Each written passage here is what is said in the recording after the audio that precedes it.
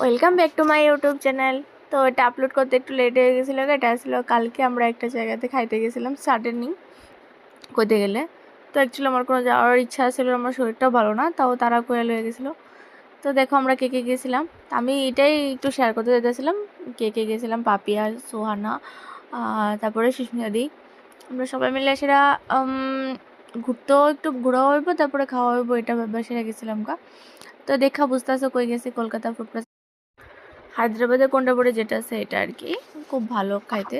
দেখো আমরা বারবার খাইতে যাই, কারণ লোকে হোস্টেলের খাওয়াটা একদমই ভালো না। আর হায়দ্রাবাদের মধ্যে বাঙালি রেস্টুরেন্টে খাওয়াটা তো অনেক মানে বড় ব্যাপারই কইতে গেলে, বাড়িঘরের মতো খাওয়ার। আর হায়দ্রাবাদে তো এখানের খাওয়ারটি কীরকম থাকে না, সাউথ ইন্ডিয়ান খাওয়ার তো তোমরা জানোই, একটু টক বেশি দেওয়া থাকে। তো এই হোটেলটি তারা কলকাতায় বাড়ি, কিন্তু তারা এখানে এসে দোকান, ছোটো মোটো দোকান দিয়েছিল, তারপরে নাকি ফেমাস হয়ে গেছে, দোকানও ভালো চলতেছে এই আর কি। আর আমরা গেলেও তারা মানে যার যেটা স্পেশাল থাকে ওইটা দেয়, তারপরে ভালো কিছু দেওয়ার চেষ্টা করে। ভালো মানে একটা সম্পর্ক ভালো হয়ে গেছে তার সাথে। আবার কোনো কিছু স্পেশাল থাকলেও তারা কল করে সেটা জানায় যে এরকম এরকম আজকে ভালো কিছু আছে করে সেটা।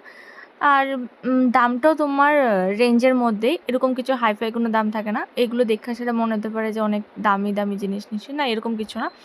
রেঞ্জেবল রেটের মধ্যেই খাওয়াটা খাওয়া যায়, আর খুব টেস্টিও হয়। একটা খায়া মনটা শান্তি লাগে আর কি। তারপরে এখানে আমরা বসে ওয়েট করতেছিলাম খাওয়ার সবটা লেগে। যেহেতু আমরা 4 জন গেছি, 4 জনের 4 রকমের খাওয়া, এই জন্য অনেকটা খাওয়া হয়ে গেছে, ভালোই খেলাম। বাই।